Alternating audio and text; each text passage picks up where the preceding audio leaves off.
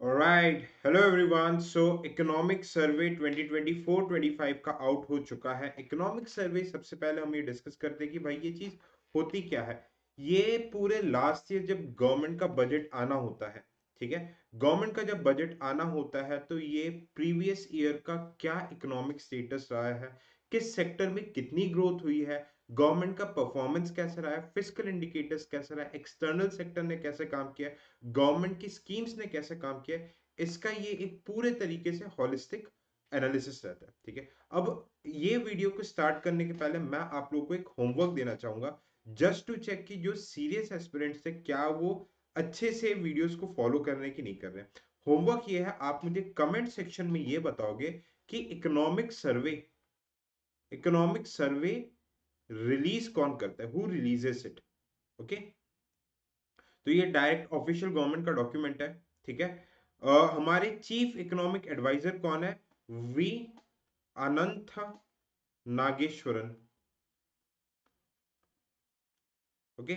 He is the chief economic adviser to prime minister, ministry of finance, government of India. ठीक है. तो देखो, हम इसमें जो एग्जाम रेलिवेंट चीजें हैं, यूपीएससी में पीवाईक्यूज कैसे आते हैं, हम हालांकि देखा जाए ये डॉक्यूमेंट रहता है 450 प्लस पेजेस का डॉक्यूमेंट रहता है, बट हम इसको कंसाइज येट कॉम्प्रिहेंसिव मैनर में जो मोस्ट इंपॉर्टेंट एस्पेक्ट्स हमारे एग्जाम के लिए होंगे उन्हीं चीजों को हम डिस्कस करेंगे. So let's start with the session. ठीक है, हम सेशन की शुरुआत करते हैं. मैं खुद को थोड़ा सा छोटा कर देता हूँ. Okay. I will just reduce my size ताकि आपको प्रॉपर वे में स्क्रीन एटलीस्ट प्रॉपर वे में दिखे. ओके. देखो, ये बताया जा रहा है. ओके. इट इज द मतलब एक तरीके से ग्रोथ की बात की जा रही है. ग्रोथ में आप देखोगे कि ऑल अक्रॉस द वर्ल्ड में जो प्रीवियस डिकेड के कंपैरिजन में ग्रोथ था 3 से 3.5% के अराउंड है. ठीक है. 3 के 3.5% के अराउंड ग्रोथ है. ठीक है. AE stands for, okay, world का एवरेज कितना है? वर्ल्ड का एवरेज 3.2 to 3% की ग्रोथ है. ओके. फिर आप इसमें देखोगे AE stands for advance economies. Advance economies जैसे कि यूएसए, ओके, वेस्टर्न कंट्रीज होगी, इनकी ग्रोथ रेट स्लो है. एंड जो इमर्जिंग इकोनॉमीज है, इमर्जिंग नेशंस है, ठीक है, जैसे कि इसमें आपका इंडिया आ जाएगा. Okay. Some parts of China, Bangladesh आ जाएंगे, इनकी ग्रोथ फास्ट है. अब ऐसा हो क्यों रहा है? क्योंकि जो डेवलप नेशन है, एडवांस इकोनॉमीज, ये ऑलरेडी अपने जो ग्रोथ पोटेंशियल को पूरा एक्सप्लॉइट कर चुके हैं. स्कोप यहाँ बचा हुआ, यहाँ पे तो स्कोप खत्म ही हो चुका है ना, इसलिए डिफरेंशियल दिखा गया. तो मोर और लेस आप देखोगे कि जो एडवांस इकोनॉमीज है वहां पे 2025 में ग्रोथ हमें हाई देखने को मिली है. ओके. ग्रोथ हमें हाई देखने को मिल रही है 1.9%. बट जो डेवलपिंग नेशन है वहां पे ग्रोथ स्लो हुई है. अब ऐसा क्यों है? क्योंकि देखो, वेरियस पॉलिसीज आ रही है जैसे कि डी ग्लोबलाइजेशन. ओके.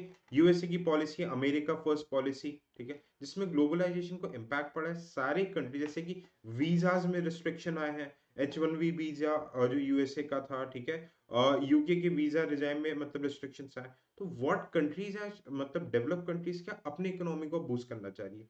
अब ऑन द कॉन्ट्ररी डीग्लोबलाइजेशन की वजह से जॉब अपॉर्चुनिटीज डेवलपिंग कंट्रीज की कम हुई तो इनका इकोनॉमी डिक्लाइन हुआ. ऑल ओवर पर अगर अपन ग्रोथ रेट देखें तो डेवलपिंग नेशंस के काफी ज्यादा है. ठीक है. अब देखो, एक जस्ट आपके जो बजट आता है, जीडीपी जो जीएनपी हम पढ़ते हैं, उसके पहले एक आता है purchasing managers index. Purchasing managers index. Please forgive me for my hand writing. ठीक है. अब देखो, यूपीएससी क्या क्वेश्चन पूछेगा, ये नहीं पूछेगा कि ग्लोबल सर मैन्युफैक्चरिंग में क्या है, सर्विसेज में क्या है, ग्लोबल कंपोजिट क्या नहीं. यूपीएससी क्वेश्चन पूछता है, इज इट कॉन्स्टेंटली इंक्रीजिंग और कॉन्स्टेंटली डिक्रीजिंग. तो ये दोनों स्टेटमेंट गलत हो जाएंगी. It is fluctuating. फ्लक्चुएट हो रहा है, ऊपर नीचे काफी ज्यादा रेट पे ये चीज क्या हो रही है, फ्लक्चुएशन हमें इसमें देखने को मिल रहा है. ठीक है. तो यूपीएससी इसमें जनरली ट्रेंड एनालिसिस के ऊपर क्वेश्चन पूछता है ना. परचेजिंग मैनेजर इंडेक्स क्या होता है? ठीक है. परचेजिंग मैनेजर इंडेक्स जो मैनेजर्स के लेवल पे, ठीक है, ये मंथली बेसिस पे कैलकुलेट होता है. Okay. What does it shows कि मैनेजर्स के लेवल पे, ध्यान से मेरी बातों को सुनना, मैनेजर्स के लेवल पे इन्फ्लेशन कितना, ग्रोथ कितना हमें देखने को मिल रहा है. ओके, ग्रोथ पर्सपेक्टिव्स कितना देखने को मिलता है। अब मैनेजर्स क्या रहता है, हो सकता है सप्लाई चेन का है, ये एम्प्लॉयमेंट का ऑर्डर भी देखेगा, सप्लाई चेन का ऑर्डर भी देखेगा, ओके, बजट का एनालिसिस भी देखेगा। तो ये एक इंडेक्स होता है। इंडेक्स ये 0 से 100 तक वेरी करता है, ठीक है। अगर 50 है, ओके, 50 ग्रेटर देन 50 इंडेक्स है, मतलब ये इकोनॉमिक ग्रोथ, प्रोडक्शन लेवल पे ग्रोथ हमें देखने को मिलेगी पीएमआई लेवल पे, और लेस देन 50 है तो रिसेशन देखने को मिलेगा। अलग अलग कैलकुलेट होता है, एक मैन्युफैक्चरिंग सेक्टर के लिए होता है, एक सर्विसेज सेक्टर के लिए होता है। अगर 50 के ऊपर है तो भाई साल भर में हमें देखने को मिलेगा कि हो सकता है कि ग्रोथ ज्यादा होगा मैन्युफैक्चरिंग सेक्टर में। सर्विसेज में अगर 50 के ऊपर होगा तो सर्विसेज की ग्रोथ ज्यादा होगी। Clear, okay. अब हम आगे चलते हैं। देखो, अनसर्टिनिटी, सिंपल सी बात, आपको देखने की टेंशन नहीं है, इतना ज्यादा जियोपॉलिटिकल रिस्क है।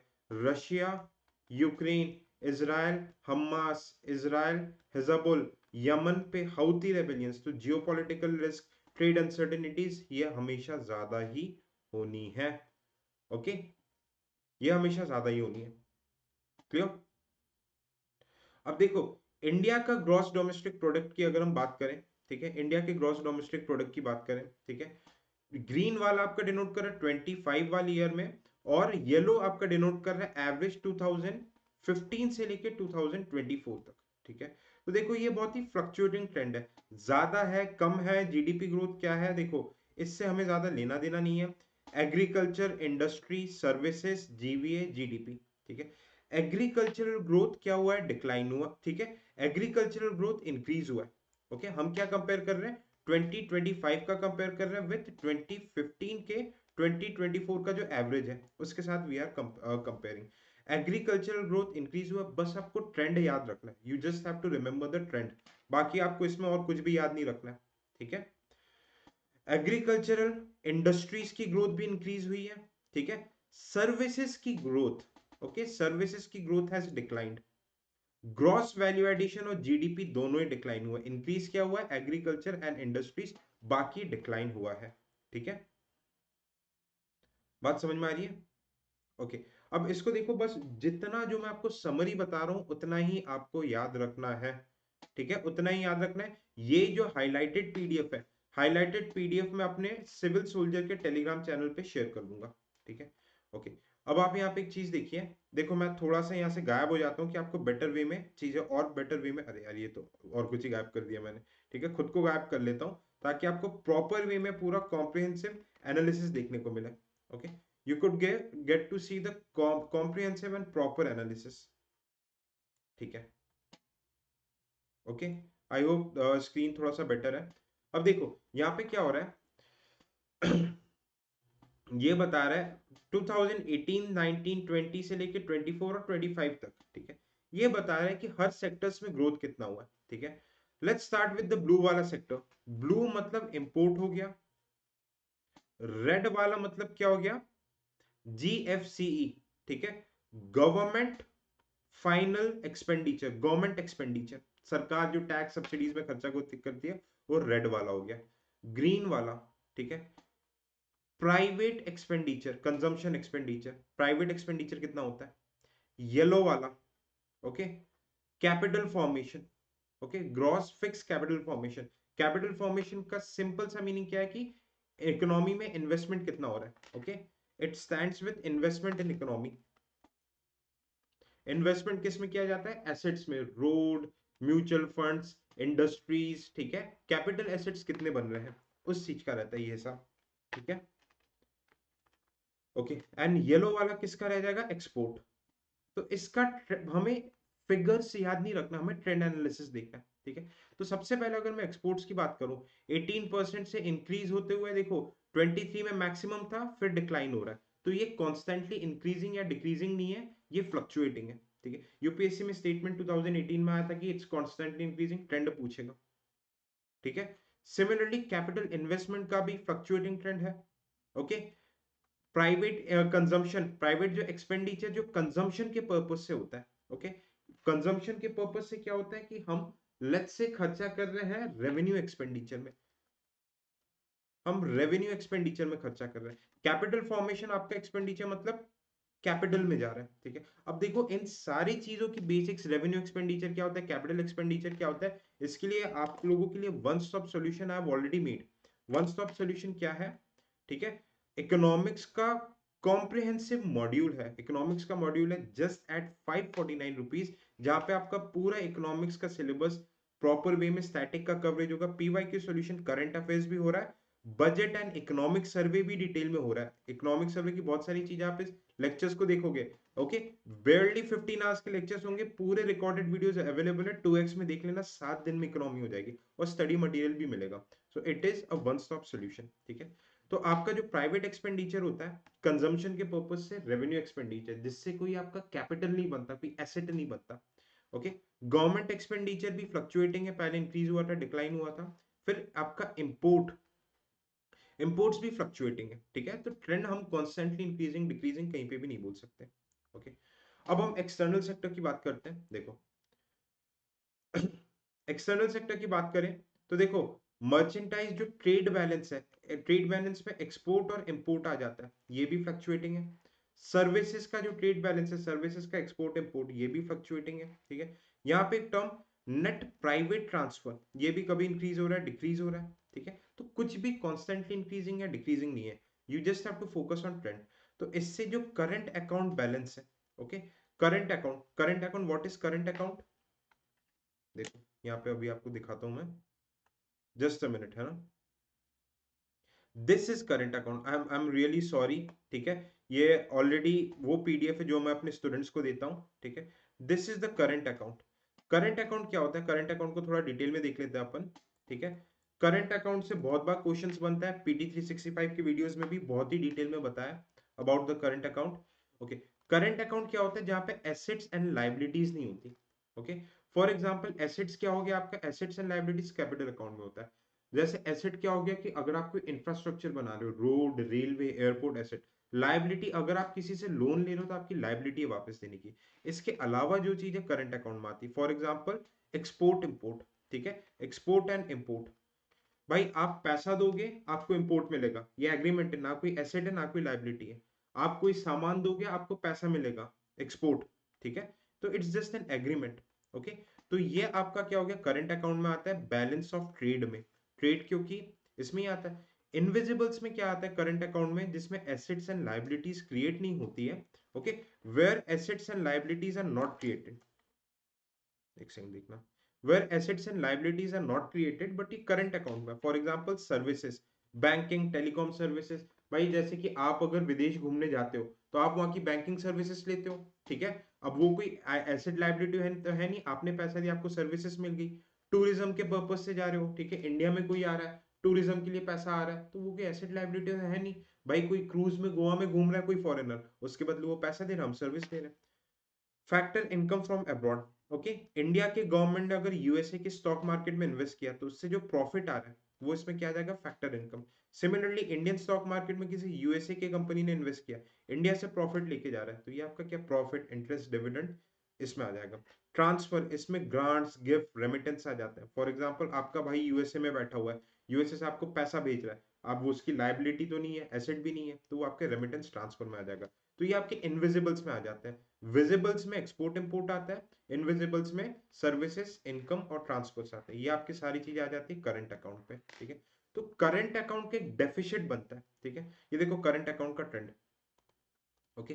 करंट अकाउंट देखोगे, अगर +20, जैसे Q1 में 2022 में +20 में था, मतलब हमारा नेट पॉजिटिव में है, हम विदेश से पैसा कमा ज्यादा रहे। बट यहाँ पे देखोगे Q3 ऑफ 2022 हमारा -80 तक आ चुका है, तो मतलब -80 यूएस बिलियन डॉलर्स का मतलब क्या हो गया, व्हाट डज इट मीन, कि भाई हमारे देश से पैसा बाहर जा रहा है, current account is in deficit, खर्चा ज्यादा हो रहा है, तो इट इज ऑल्सो फ्लक्चुएटिंग, अभी भी डेफिसिट में, -20 से 30 के डेफिसिट में, कभी पॉजिटिव होता है कभी नेगेटिव होता है, ठीक है।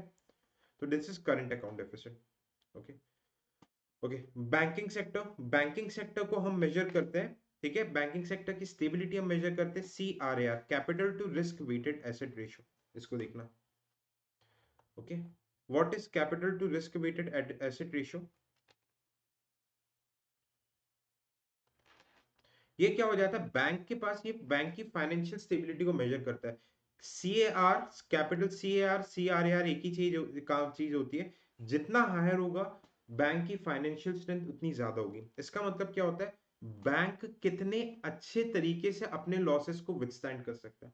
मतलब बैंक ने कितना पैसा अपने पास एक रिजर्व में रखा है, कितना कैपिटल रिजर्व में रखा है कि कोई अगर रिस्की एसेट्स रहते हैं, रिस्की एसेट्स जो कि नॉन परफॉर्मिंग एसेट्स में डिक्लेयर हो जाते हैं, जो कि दिवालिया घोषित हो जाते हैं, फिर भी उस लॉस को इस कैपिटल के थ्रू कितने बेटर वे में बैंक रिकवर कर सकता है। तो कैपिटल जितना ज्यादा हायर रहेगा उतना ही इसकी फाइनेंशियल हेल्थ बेटर रहेगी। ठीक है, तो ये बैंक की बढ़ती जा रही है। ये हमारे बैंकिंग सिस्टम, देखो बैंकिंग सिस्टम का बहुत ही बढ़िया रिफॉर्म हो रहा है। Okay, very good reform we can see. Okay, तो ये PMI index, purchaser manager index का फ्लक्चुएटिंग ट्रेंड है। ओके, नॉन परफॉर्मिंग एसेट्स क्या बोल रहा है देखना, gross non performing asset ratio. Okay, what it is saying, gross non-performing asset ratio, percentage of gross advance, scheduled commercial banks, ये decline हो रहा है। नॉन परफॉर्मिंग एसेट्स क्या होता है, फॉर एग्जांपल बैंक ने अगर किसी को लोन दिया और अगर वो लोन बैंक को रिटर्न नहीं हुआ, तो उससे हम क्या बोलेंगे, नॉन परफॉर्मिंग एसेट्स। इसमें सब स्टैंडर्ड मतलब राइट ऑफ बहुत सारी चीजें होती है। इसी को सॉल्व करने के लिए bad bank, asset reconstruction company and national asset reconstruction company, बहुत सारी चीजें कही है। ये इकोनॉमिक के स्टैटिक वाले कोर्स में आपको डिटेल में मिल जाएगी। अच्छी बात यह है, it is constantly declining. Okay, it is declining इस साल से, तो yes it is declining, trend में आ जाएगा। और return of assets, what do you mean by return of assets, कि बैंक अपने एसेट से कितना पैसे बना पा रहा है। ओके, फॉर एग्जांपल बैंक का एसेट क्या हो गया, बैंक का ऑफिस, जहां से बैंक लोन दे रहा है, उस लोन दे के बैंक को कितना रिटर्न, कितना इंटरेस्ट रेट वापस आ पा रहा है।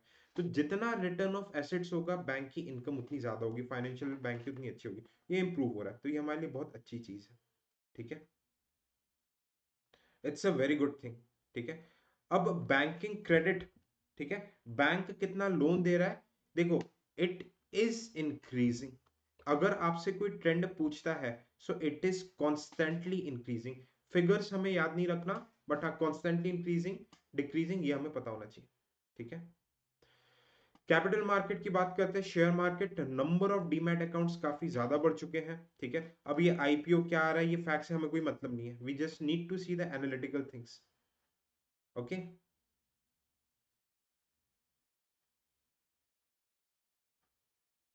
ठीक है, कितने ब्रांचेस खुले हैं, देखो जितने ज्यादा ब्रांचेस खुलेंगे, जितना होगा फाइनेंशियल फाइनेंशियल इंक्लूजन, उतना ही बेटर होगा। ठीक है, कितने परसेंटेज, ये परसेंटेज में कितने लोन्स देना, आपको ये बिल्कुल भी करने की जरूरत नहीं है। ठीक है, ओके, एफडीआई, एफडीआई के बारे में बात करते हैं। एफडीआई के बारे में we have talked in very much detail, FDI के बारे में हम बहुत ही डिटेल में बात कर चुके हैं। ठीक है, हमारे आप पीटी के भी लेक्चर्स देख सकते हो, इकोनॉमी के कोर्स में भी देख सकते हो, लॉन्ग टर्म के लिए जो फॉरेन इन्वेस्टमेंट इंडिया में आता है। ओके, अब देखो rise in global trade uncertainty, बिल्कुल जियोपॉलिटिकल रिस्क हो रहे तो ये चीज बढ़ेगा। ठीक है, अब इंडिया के केस में, ठीक है, अगर हम देखें कि 2023 से 24 की डेटा कंपेयर कर रहे थे, 23 के सेकंड क्वार्टर में एक्सपोर्ट इंपोर्ट डिक्लाइन हो रहा था, मतलब थोड़ी सी हम क्लोज्ड इकोनॉमी की तरफ जा रहे थे, बट अभी एक्सपोर्ट भी बढ़ गया है, इंपोर्ट भी बढ़ गया है। Okay, UPSC will focus on the trend analysis.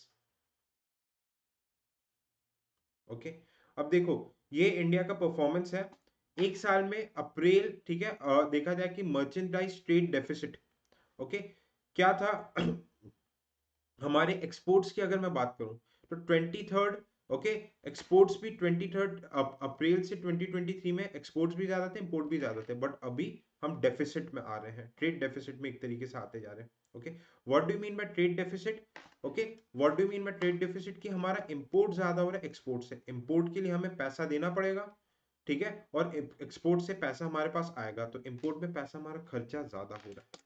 Okay, petroleum non petroleum ये सब देखने की जरूरत नहीं है।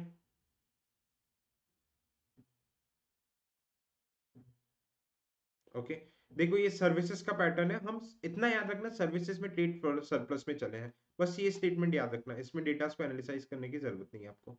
ठीक है, ओके, अब ease of doing business, ease of doing business के क्या पैरामीटर्स होते हैं, what are the parameters of ease of doing business. Ease of doing business के पैरामीटर्स होंगे कि ठीक है, स्टेबल गवर्नमेंट होनी चाहिए, फेवरेबल गवर्नमेंट पॉलिसीज होनी चाहिए, फेवरेबल टैक्स रिजाइन्स होने चाहिए, ठीक है, ऑनलाइन सिस्टम होना चाहिए, मिनिमम इंस्पेक्टर राज, मिनिमम लाइसेंस राज, मिनिमम करप्शन, इंफ्रास्ट्रक्चर अच्छा होना चाहिए, रोड रेलवेज ये सब चीजें अच्छा होना चाहिए, ठीक है। तो इसी चीज के लिए गवर्नमेंट क्या कर रही है, प्रॉपर वे में लॉजिस्टिक्स दे रही है, ठीक है, लॉजिस्टिक्स स्टोर हाउस वगैरह ये सब दे रही है बिजनेस, तभी तो भाई कोई बंदा इन्वेस्ट करेगा। ओके, प्रॉपर सप्लाई चेन मतलब रोडवेज रेडवेज की कनेक्टिविटी, ई बैंक रियलाइजेशन सर्टिफिकेट, ठीक है, तो एसेट्स रियलाइजेशन के लिए ये पूरे प्रोसेस को ऑनलाइन कर दिया।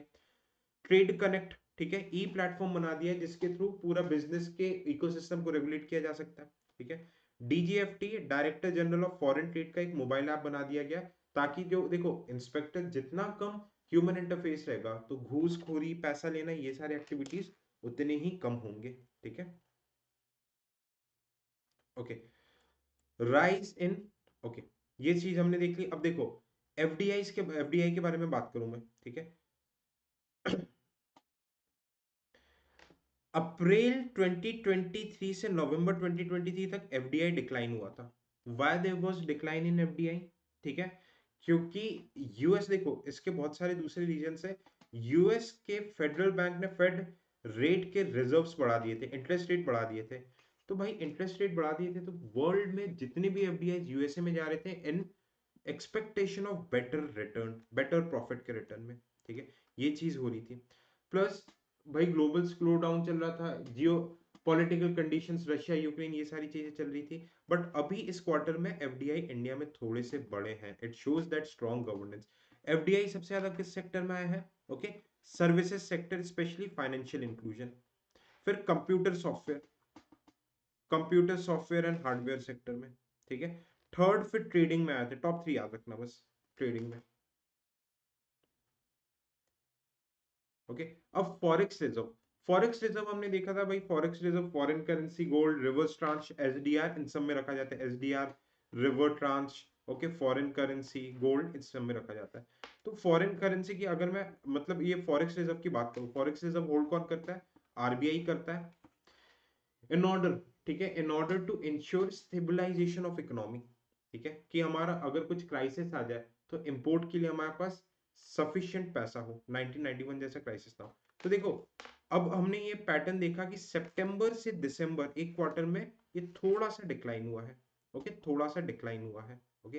अब हम इसकी देखो फॉरेक्स रिजर्व पे हमें इंटरनेशनल करेंसीज में रखते जा रहे हैं। आप करंट अफेयर्स में बहुत ज्यादा सुन रहे होंगे कि फॉरेक्स रिजर्व पे क्या हम डिपेंडेंसी कम कैसे कर सकते हैं, इंटरनेशनलाइजेशन ऑफ रुपीस, पीटी में एंड इकोनॉमी के कोर्स में डिटेल में कवर्ड है, okay, you can watch it. अब इन्फ्लेशन की बात करें, ठीक है, देखो इन्फ्लेशन मोर और लेस 6 से 10% के बीच में चल रहा है। दिस इज ग्रीन में सीपीआई इन्फ्लेशन है, ओके, डॉटेड में कोर इन्फ्लेशन है, और आपका ब्लू कलर के डॉटेड में डब्ल्यूपीआई के इन्फ्लेशन है, ठीक है। CPI consumer price index ministry of statistics निकालती है, okay, it is release by ministry of statistics. RBI inflation targeting के लिए सीपीआई को ही कैलकुलेट करता है। डिफरेंट टाइप के सीपीआई होते हैं, CPI urban, CPI rural, okay, ये लेबर ब्यूरो निकालता है। सीपीआई कंबाइंड ये सीएसओ निकालता है, ठीक है। ये कंज्यूमर लेवल पे मतलब हमारे और आपके आपके और हमारे जैसे जो खरीदार होता है उनके लेवल पे जो इन्फ्लेशन, उस लेवल पे जो इन्फ्लेशन हम महंगाई जो हम एक्सपीरियंस करते हैं, ठीक है, वो इसको बताता है। तो भाई हमारे कस्टमर लेवल पे है तो ऑब्वियसली गवर्नमेंट की जीएसटी और इनडायरेक्ट टैक्स भी इसमें इंक्लूडेड होते हैं, ठीक है। इसका अलग से बास्केट होता है, ठीक है, इसके ऊपर many times PYQs have been asked, there is a separate basket inflation के ऊपर, ठीक है, जैसे फूड सर्विसेज, ठीक है, अलग अलग वॉलेटाइल कंपोनेंट्स ये सारी चीजें रहती है। ऑन द कॉन्ट्ररी डब्ल्यूपीआई ये होलसेल लेवल पे रहता है, ठीक है, होलसेल लेवल पे रहता है। आप मुझे कमेंट सेक्शन पे बताओगे कि ये रिलीज कौन करता है, हु रिलीजेस इट, ठीक है। फिर इसमें देखो सबसे ज्यादा प्राइमरी आर्टिकल्स फ्यूल को रहता है, फूड और मतलब इन सबको बहुत कम वेटेज दी जाती है।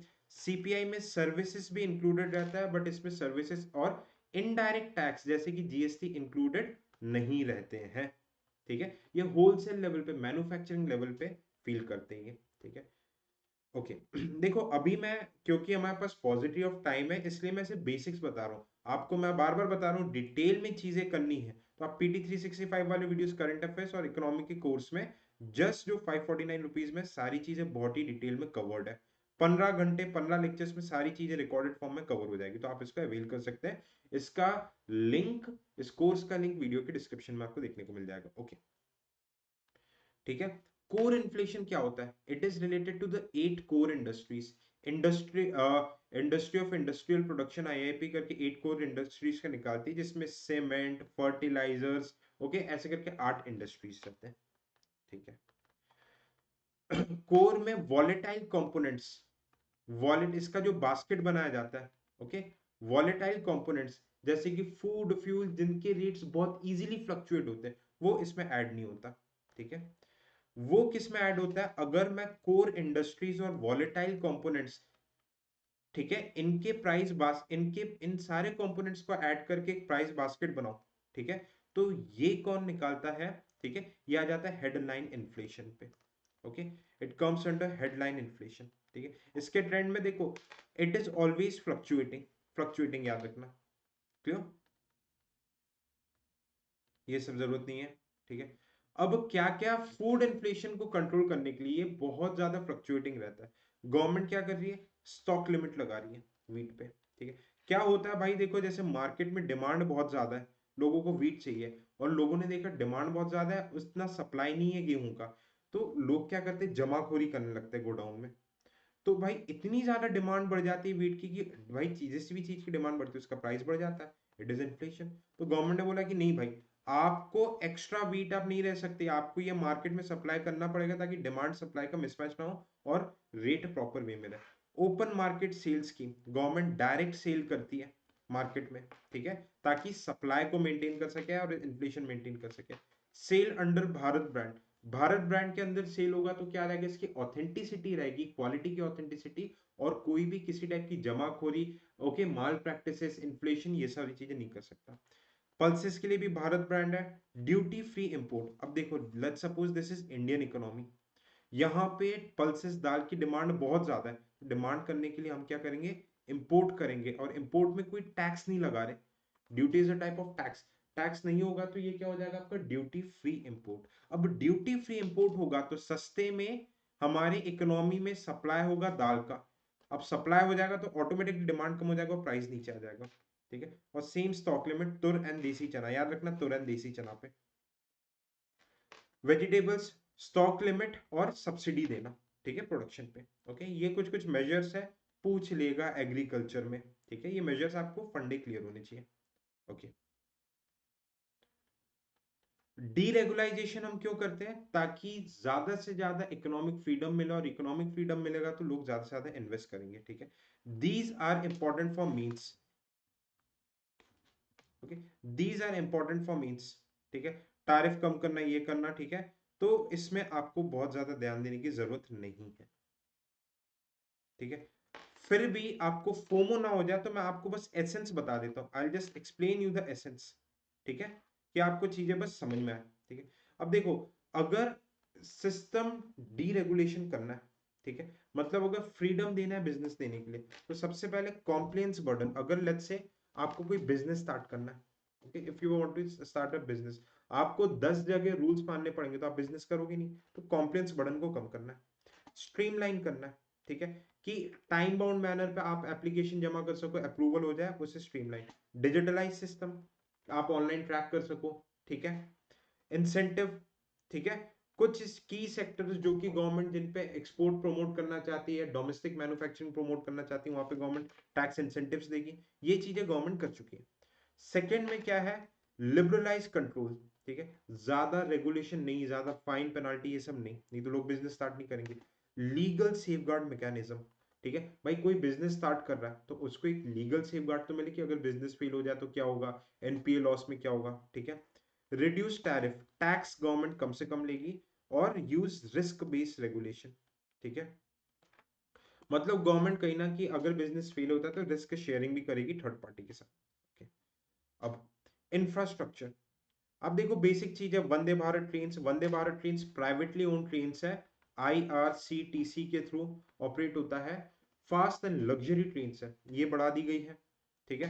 प्रोडक्शन ऑफ कोचेस, एयरपोर्ट्स बढ़ चुके हैं, मेजर पोर्ट्स का टर्न आउट टाइम, मतलब जितने कम टाइम पे शिप आती है एंड कार्गो लेके चले जाती है, इसको टर्न आउट टाइम बोलते हैं, ये कम हो चुका है। It promotes ease of doing business. Power capacity बढ़ गई है। ठीक है। आप देखो, ओके, ये एनर्जी सेक्टर को मैं अभी डिटेल में बताऊंगा।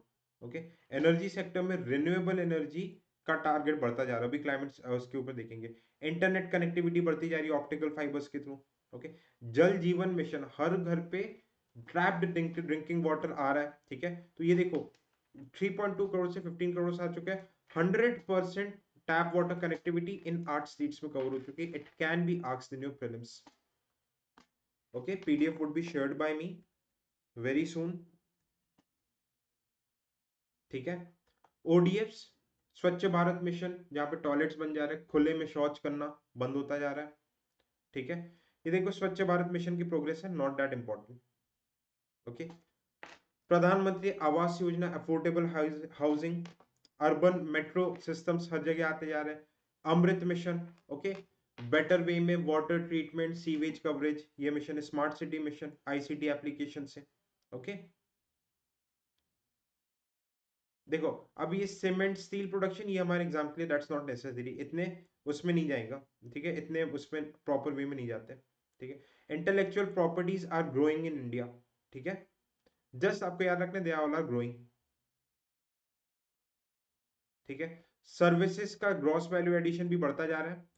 इंडिया का सर्विसेज एक्सपोर्ट इज आल्सो, देखो trend, just focus the trend here, they all are constantly increasing in India. ठीक है, but there are some challenges offshore workers के लिए, जैसे for example language barriers, information gap, supervision, regulatory provision across the countries. जो हमारे Indian workers बाहर जाते हैं, रेसिज्म, ये सारे प्रॉब्लम्स, पे पैरिटी नहीं होती है। ठीक है, जैसे डिजिटल टेक्नोलॉजी, एआई। ओके, इसके वजह से क्या हो रहा है, आईटी सेक्टर में आपको work from home opportunities, better opportunities और मिलती जा रही है, हालांकि एआई की वजह से जॉब भी जा रही है।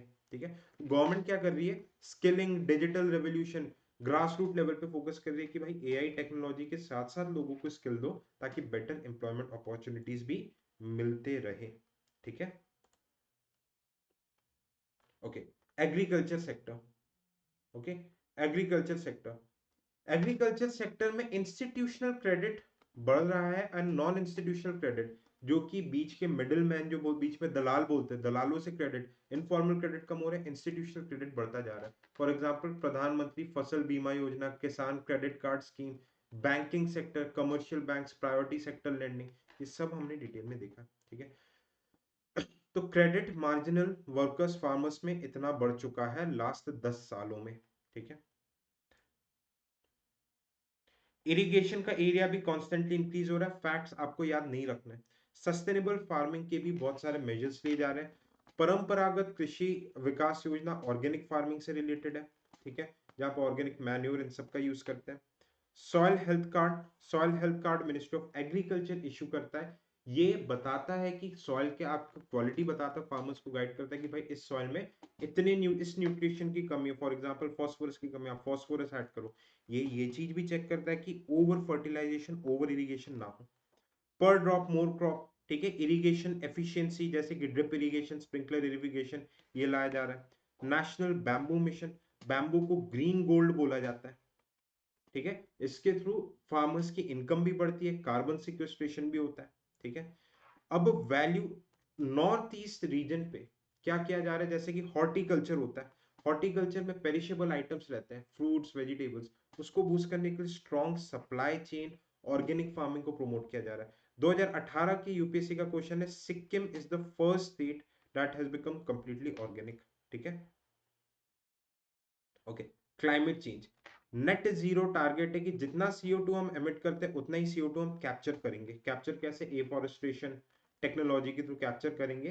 तो इससे बोलेंगे नेट जीरो, इंडिया बोला कि 2070 तक हम अचीव करेंगे।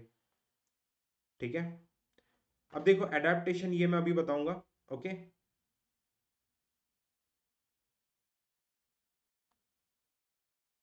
ओके, हमें $300 बिलियन एडेप्टेशन के लिए मिल चुके हैं। एडेप्टेशन एंड मिटिगेशन अभी डिफरेंस बताऊंगा।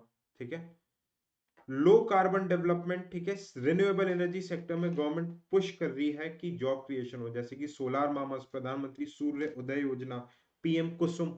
ठीक है, गवर्नमेंट स्कीम्स में सारी चीजें देखेंगे अपन। ओके, अब देखो CO2 के एमिशन को कम करने के लिए ओके, CO2 के एमिशन को कम करने के लिए। ओके, व्हाट गवर्नमेंट कर रही है, थर्मल पावर प्लांट्स भाई, क्योंकि हमारा 50% थर्मल पावर प्लांट्स के थ्रू प्रोडक्शन होता है। व्हाट वी आर डूइंग, हम super critical, ultra super critical technology को यूज कर रहे हैं। अब ये सुपर क्रिटिकल और अल्ट्रा सुपर क्रिटिकल टेक्नोलॉजी होती क्या है? Okay, what is this super critical and ultra super critical technology? इसमें क्या किया जाता है, कोल, कोल की बर्निंग की एफिशिएंसी बढ़ाई जाती है। ओके, कैसे करके कोल को कन्वर्ट किया जाता है सिन गैस में, सिन गैस में कन्वर्ट किया जाता है। ठीक है, अब एफिशिएंसी बढ़ाने के लिए इफेक्टिव हीटिंग की जाती है। इफेक्टिव हीटिंग के लिए टेम्परेचर बढ़ा, सुपर क्रिटिकल टेम्परेचर में हीट किया जाता है। अब देखो, प्रॉपर वे में अगर कोल को हीट किया जा रहा है, ठीक है, कोल में सबसे बड़ी प्रॉब्लम क्या होती है, इनकम्प्लीट कंबशन होता है। इनकम्प्लीट कंबशन में येलो सूट निकलती है, और देखो जैसे कि आप माचिस जलाते हो, माचिस में येलो कलर का फ्लेम निकलता है, ऊपर एक ब्लैक कलर का सूट निकलता है।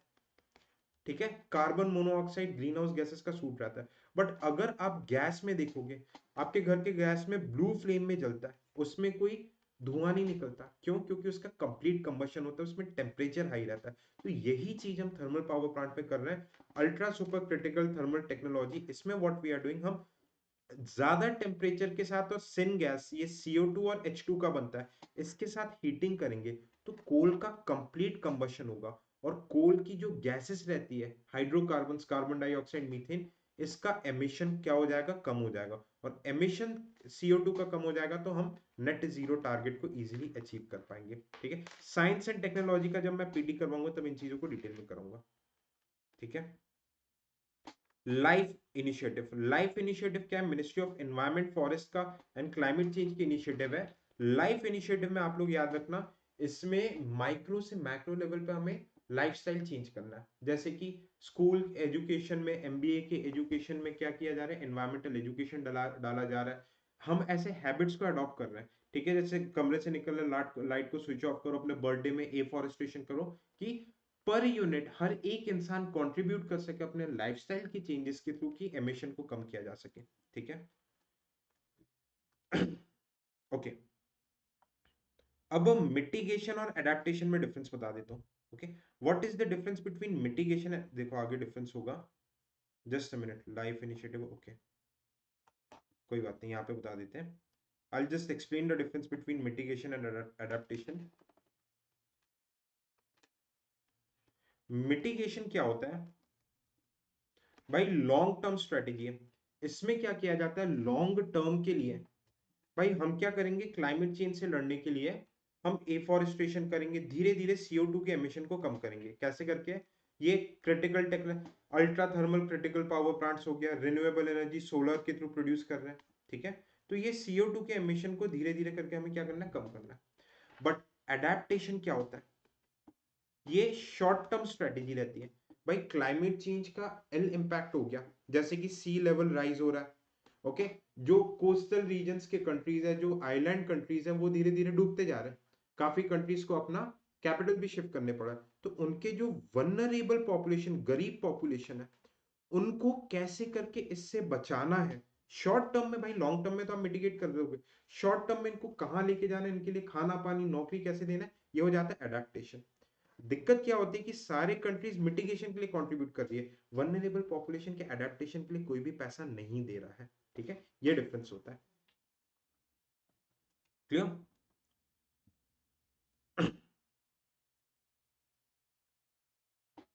ओके, तो आप ये देखो, ज्यादातर पैसा जो लाइट ब्लू में मिटिगेशन के लिए, एडेप्टेशन के लिए पैसा हमेशा कम है।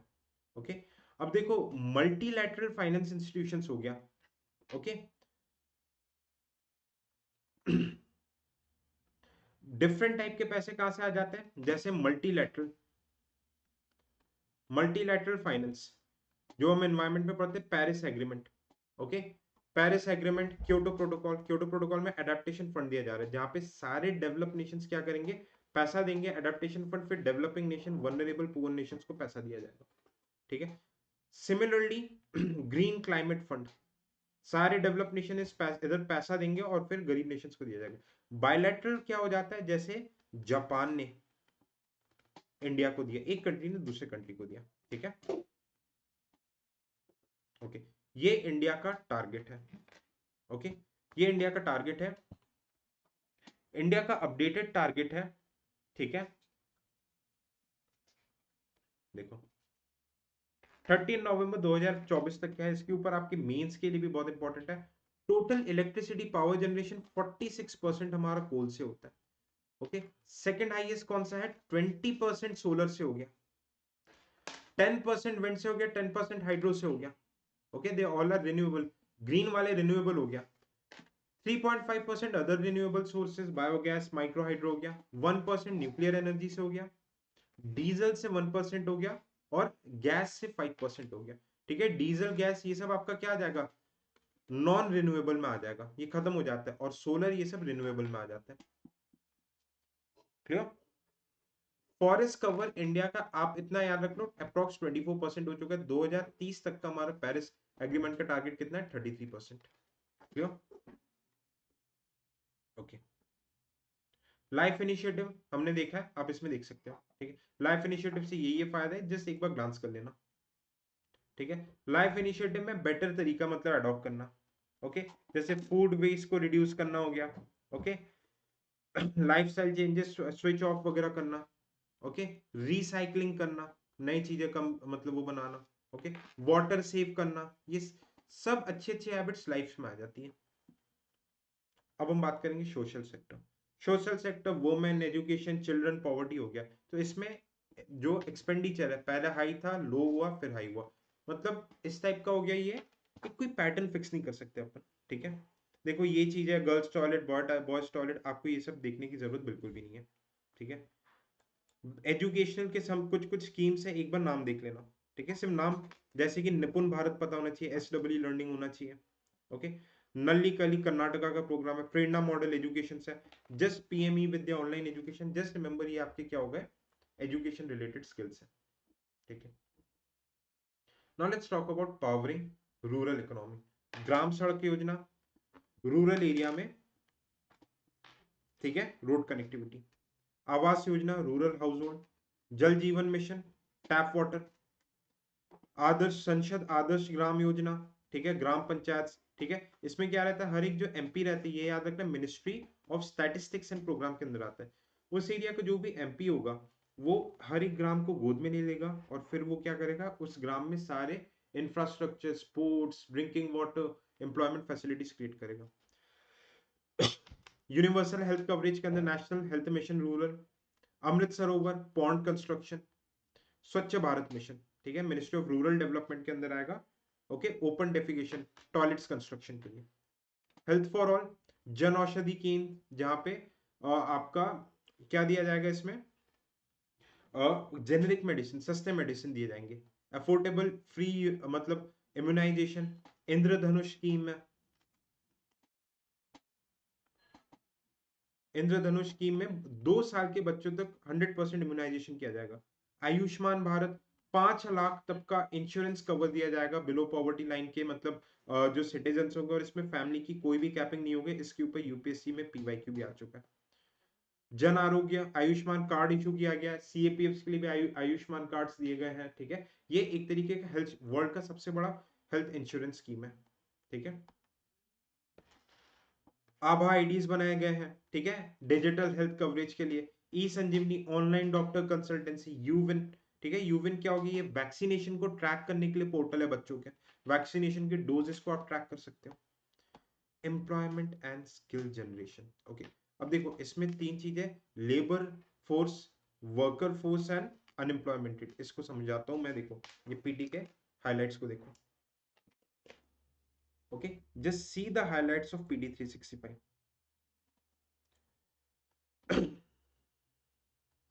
देखो, वर्कर फोर्स क्या हो गया, कि एक पूरे दूसरे कलर से यूज करता हूं तो आपको बेटर समझ में आ जाएगा।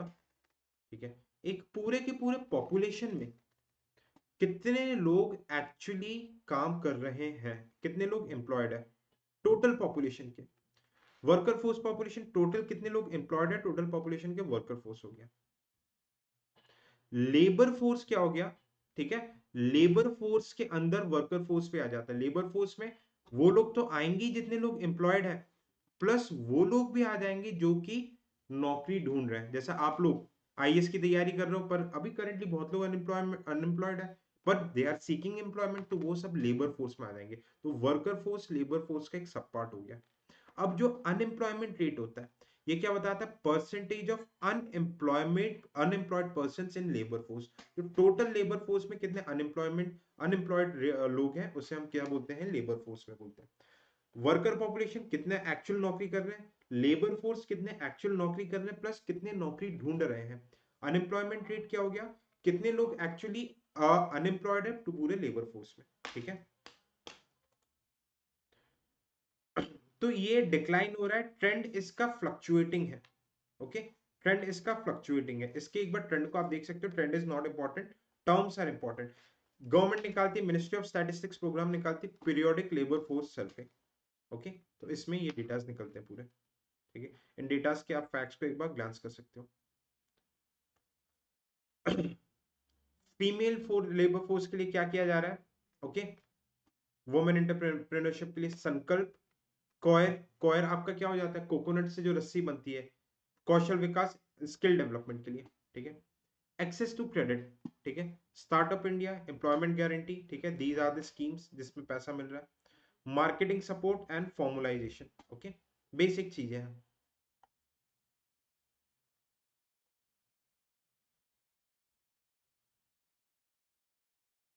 ठीक है, ये डेटा आपको याद रखने की कोई जरूरत नहीं है। Okay, no need to remember the datas. ठीक है, ये मेंस में, ये डेटास देखो मेंस में काम आ जाएगी। These datas would be very important for the mains examination. Clear? Okay, अब लेबर फोर्स और एआई के ऊपर भी मतलब आया है। कई लोग बोलते हैं कि भाई एआई की वजह से नौकरी आ जाएगी, कई लोग बोलते हैं कि और बेटर अपॉर्चुनिटीज मिलेंगे। ठीक है, बोथ अपॉर्चुनिटीज एंड चैलेंजेस हैं। अगर टेक्नोलॉजी को केयरफुली मैनेज नहीं किया तो ये अनएम्प्लॉयमेंट लेके आएगी। ठीक है, इंडिया लेबर मार्केट के लिए क्या करना पड़ेगा?